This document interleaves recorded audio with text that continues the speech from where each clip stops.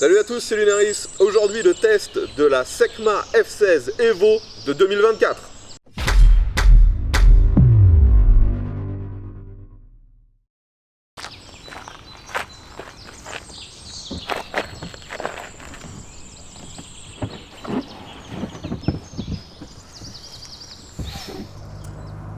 Les amis, aujourd'hui de nouveau un test exceptionnel et ça de nouveau grâce à l'un de mes abonnés. Merci encore à lui d'être venu jusqu'ici avec cette petite bombinette française. D'ailleurs, si vous suivez ma chaîne depuis longtemps, vous savez que j'ai testé il y a maintenant environ 2 ans la Secma F16 Turbo.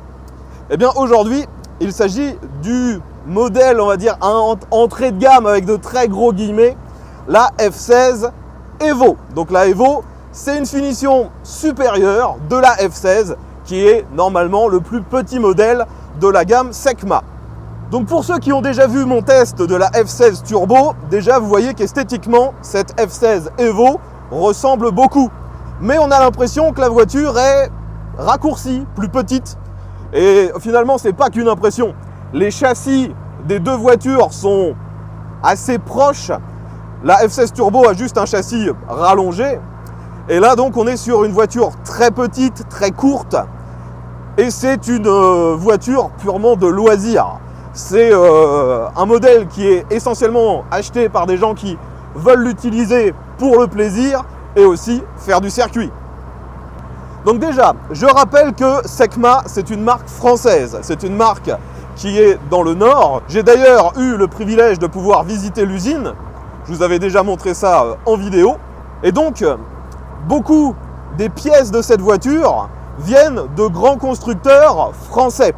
Par exemple, la motorisation, il s'agit d'un 4 cylindres d'1,6 litre qui vient de chez Renault.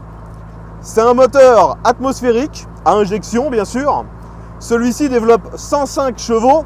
On pourrait se dire que c'est une puissance modeste, et c'est vrai. Mais il faut rappeler que cette petite voiture ne pèse que moins de 600 kg tout plein fait. Donc finalement, avoir 105 chevaux, c'est un rapport performance-poids qui est déjà très intéressant. Donc comme je vous l'ai dit, le modèle que je teste, c'est exactement la F16 Evo. La différence entre une F16 Evo et une F16 normale n'est pas forcément visible au premier regard. Parce qu'en fait, c'est une modification technique. La différence, c'est que le train arrière sur la Evo a été remplacé par un système à double triangulation, ce qui théoriquement donne bien plus de précision et d'efficacité lorsque vous poussez ce véhicule au maximum sur circuit. Et clairement, c'est ce que compte faire le propriétaire de cette voiture. D'ailleurs, je vous l'ai dit, il s'agit d'un modèle 2024, donc elle est toute neuve. Néanmoins, le propriétaire a déjà fait quelques modifications, quelques améliorations afin de la rendre encore plus efficace dans l'utilisation qu'il compte en faire. Donc déjà, je vous l'ai dit, on est sur la finition Evo. En plus, il a changé les suspensions pour un modèle un peu plus ferme, un peu plus réglable lorsqu'on est sur piste. Là aujourd'hui, il m'a mis des réglages plus adaptés à la route. En modification technique, on a également le volant qui a été mis sur un système de quick release, donc de détachement rapide. Et vous avez le levier de vitesse qui a été modifié. Déjà, le pommeau n'est plus celui d'origine. Là, on est sur un pommeau en alu. Et il y a un système de débattement court. Donc on peut changer de vitesse très très rapidement. Vous voyez que quand je change de rapport, ça se déplace sur une distance très faible. Dernier point qui a été modifié par le propriétaire, vous voyez qu'à l'avant, des petites sangles ont été installées afin de pouvoir tracter le véhicule si jamais il était amené à sortir de la piste. Bon les amis, je vais profiter d'être ici sur une route parfaitement dégagée pour tenter tout de suite un petit test d'accélération. Donc la route est parfaitement sèche, je m'arrête, voyons comment ça se comporte. Donc première, let's go! Wow! Et 100!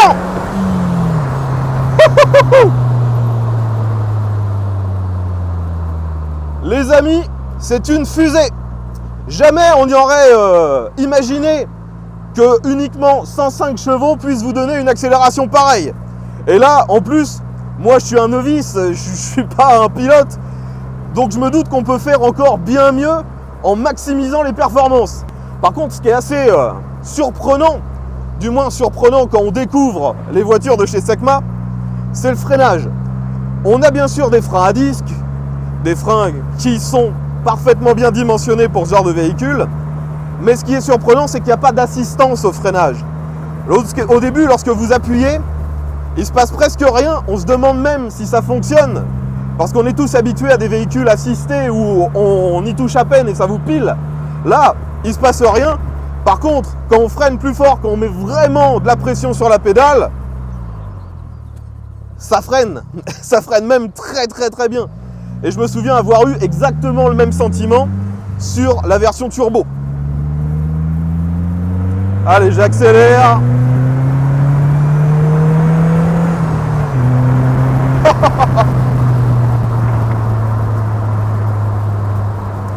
Et pour l'instant, je suis sur une route qui est quand même assez bosselée. Les suspensions sont parfaites. Ça compense juste ce qu'il faut. C'est confortable, c'est pas tape-cul. Et en même temps, on sent que la voiture, elle bouge pas. Elle prend très très peu de roulis, elle est collée au sol. D'ailleurs, vous pouvez voir que au niveau des trains roulants, on a des pneus et des jantes de taille différente à l'avant et à l'arrière. À l'avant, on a des pneus bien sûr plus étroits qu'à l'arrière.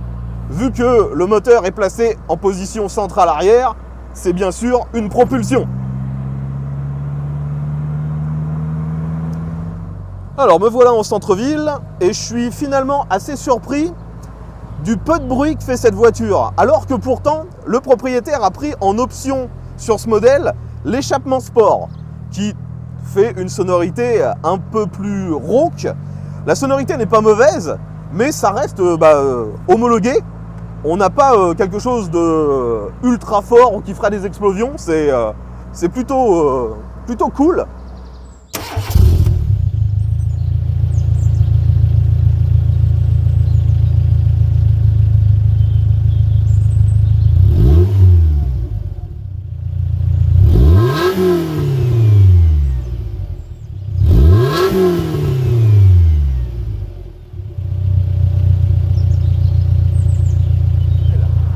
Allez, je sors de l'agglomération, je réaccélère un peu.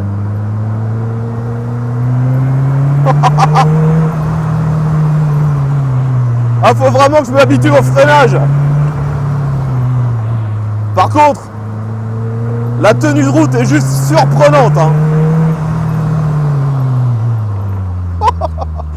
Cette dinguerie.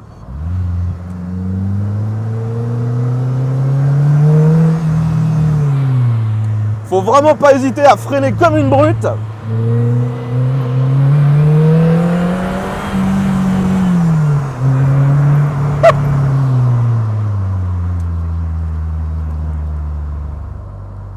J'aime beaucoup finalement la sensation qu'on a avec ce véhicule parce que même si elle ne fait que 105 chevaux, on a trop déjà de puissance. À moins d'être un pilote, difficile d'exploiter une voiture aussi radicale sur route. Ça me donne un sentiment assez proche à ce que j'ai pu expérimenter lorsque j'ai testé Lotus Elise et Exige. C'est vraiment génial. Et en plus, on a une expérience presque de voiture de circuit, car vous voyez qu'il n'y a pas de porte. Les portes sur ce véhicule sont vendues en option. Et là aujourd'hui, vous voyez qu'elles ne sont pas présentes. Hein. Et donc finalement, même quand je me balade comme ici en agglomération, j'ai presque l'impression que je pourrais toucher le sol. On est extrêmement bas, on fait, comment dire, on se déplace avec les éléments un peu comme si on était en moto. J'adore ce sentiment. Par contre, un truc qui me gêne un petit peu sur la prise d'info, déjà vous pouvez voir que comme sur la version turbo, on n'a pas de rétro central. Donc ça c'est un peu gênant. Et l'autre point qui me gêne, c'est que finalement la courbure du pare-brise fait que quand je prends les infos dans les zones supérieures, eh ben, ça me déforme légèrement ce que je vois. Un peu comme si vous regardiez à travers une bouteille. Bon, bien sûr, l'exemple que je donne est exagéré, mais il y a une légère déformation et je trouve ça assez perturbant. Allez, on sort de l'agglo.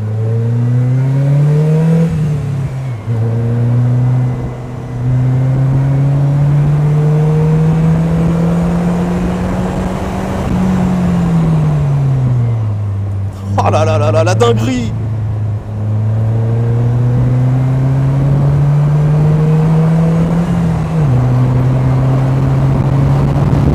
Ah, j'espère que vous m'entendez encore, parce que forcément, il y a énormément de vent. C'est la même sensation qu'en moto, une fois de plus. Ce que j'adore vraiment en fait avec cette version atmosphérique, c'est que le moteur, il n'a pas de lag, forcément. Contrairement au turbo où il fallait attendre que la soufflerie se mette en place, si je peux dire. Là, c'est réactif. Finalement, sur route, c'est parfait d'avoir un moteur atmosphérique.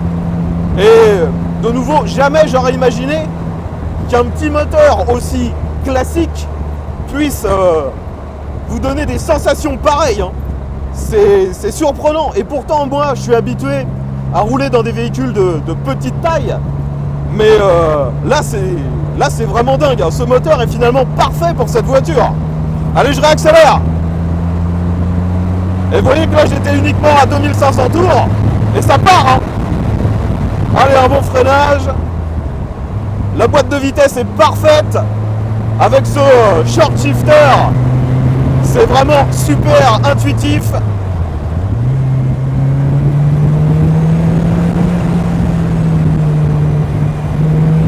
Oh là là, la dinguerie quoi.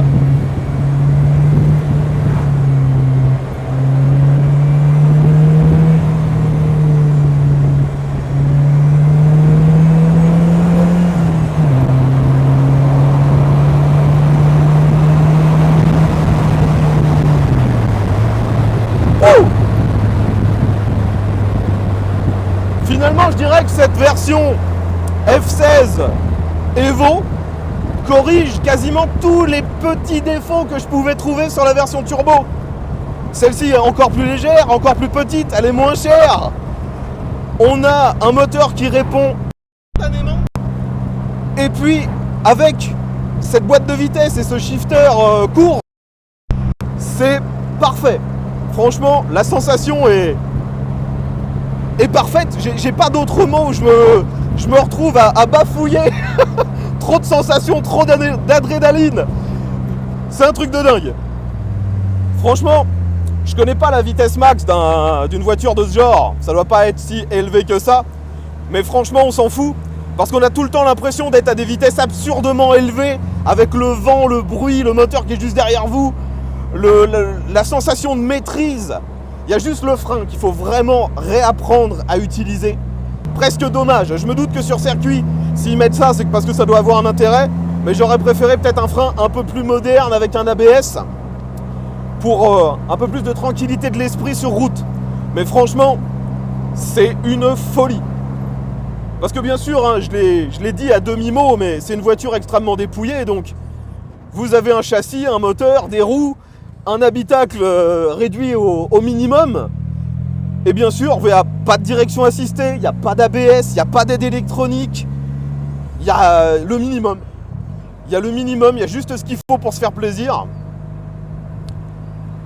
Après, si vous désirez néanmoins l'utiliser de manière un peu plus tranquille ou plus au quotidien, pour que ce soit plus confortable, vous pouvez prendre des options qui sont disponibles chez Secma. Déjà, cette voiture est équipée en option des sièges, vous voyez, qui sont brodés avec le logo Secma. On a également la coudoir dans le même tissu, et franchement, c'est indispensable pour moi. On a les intérieurs de fausse porte, toujours avec le même tissu. Ça apporte un petit peu de confort, mais ça reste une voiture extrêmement dépouillée, spartiate, on pourrait dire. Quand on regarde le tableau de bord, c'est que des plastiques durs. On a le compteur qui trône en plein milieu, qui de nouveau est relativement basique. Vous avez un compte-tour, la vitesse, un tout petit écran à cristaux liquides orange qui vous donne la contenance du réservoir, la température du liquide d'enfroidissement. Il y a une horloge et c'est tout. Après, ce sont juste les voyants de base. Vous avez ensuite un filet sur le côté et c'est un des seuls rangements disponibles d'origine. En option, vous pouvez prendre des genres de sacoches qui viennent se mettre sur les côtés. D'ailleurs, je l'ai filmé, je vous montre ça. C'est pratiquement le seul rangement de la voiture, car à l'avant, c'est juste un espace technique et pour y accéder, il faut démonter les vis afin d'accéder à la batterie, au liquide, ce genre de choses. Et à l'arrière, vous avez le moteur qui en plus, pareil, n'est pas forcément très visible. Si vous voulez accéder aux parties techniques du moteur, vous serez obligé, pareil, de démonter le plastique qui est par-dessus. Pour continuer sur la finition, les boutons qui sont au milieu, on a l'impression que ça vient d'un engin de chantier ou d'un poids lourd. Ce sont des gros boutons. Après, il ne faut pas oublier qu'à l'intérieur de ce véhicule, quasiment tout a été conçu pour que ce soit facilement nettoyable en cas d'intempérie. Car forcément, là on est sur une voiture totalement ouverte. Donc le sol est en plastique et il y a même des canaux d'évacuation pour l'eau si jamais il se mettait à pleuvoir. J'en ai marre de me balader, je réaccélère et c'est parti.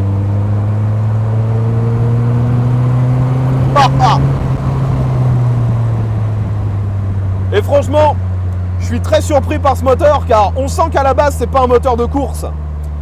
Il monte pas hyper haut dans les tours, la zone rouge commence à environ 6000.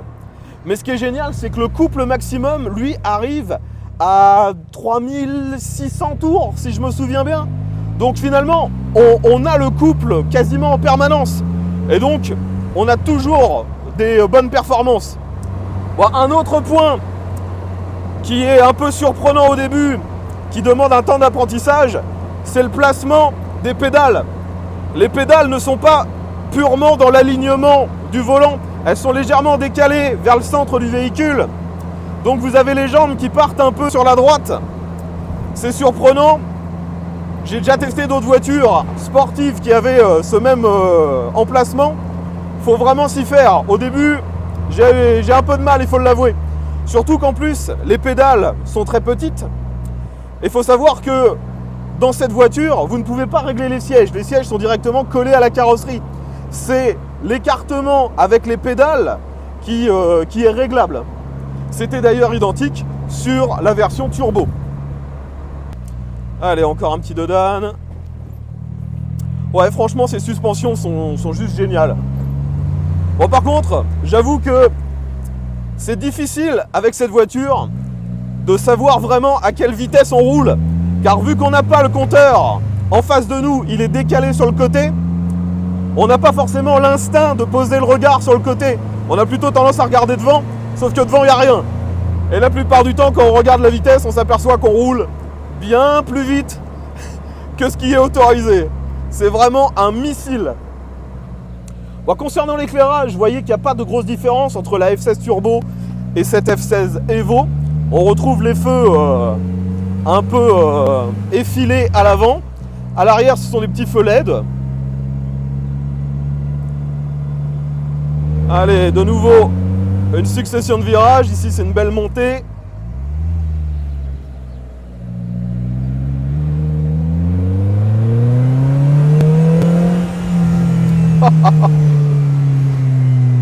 J'adore cette voiture. Bon, faut que je reste méfiant. On est le week-end et il y a souvent des cyclistes ici.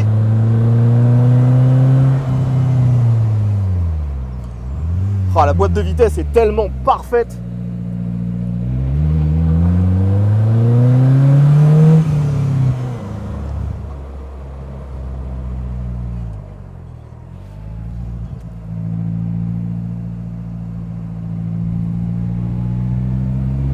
Bon, enfin voilà les amis, je pense que je me suis déjà bien amusé avec cette petite F16 Evo.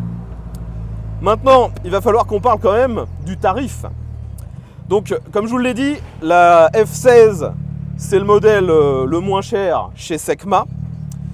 Aujourd'hui, on est sur une version Evo, donc déjà, il y a un surcoût pour tout le train arrière triangulé. On a aussi toutes les options qu'a pris le propriétaire et les quelques modifications qu'il a faites, comme par exemple les suspensions. Donc là, on arrive à une valeur de 32 000 euros. Certains pourraient se dire que c'est cher pour un jouet, et je peux les comprendre. Mais si vous regardez ce que proposent les autres marques distribuant des voitures purement plaisir, circuit, comme celle-ci, eh bien aucune autre marque ne propose quelque chose d'aussi performant, d'aussi sympa pour une somme aussi faible. Si vous regardez par exemple chez Caterham, la marque anglaise, vous aurez un véhicule bien moins performant pour encore plus cher. Parce que de mémoire, la Caterham la moins chère maintenant coûte pas loin de 40 000 euros. Et dedans, c'est un moteur de Kékar. C'est un moteur de 660 cm3 turbo. Donc clairement, vous serez bien mieux loti avec cette Secma et son moteur ayant une bien plus grosse cylindrée. Enfin voilà les amis, j'espère que vous avez apprécié ce test autant que moi j'ai apprécié rouler avec cette voiture.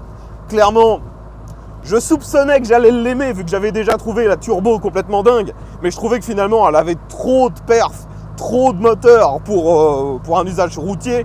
Là, on est sur un truc fou. C'est une révélation pour moi, elle est vraiment géniale cette bagnole.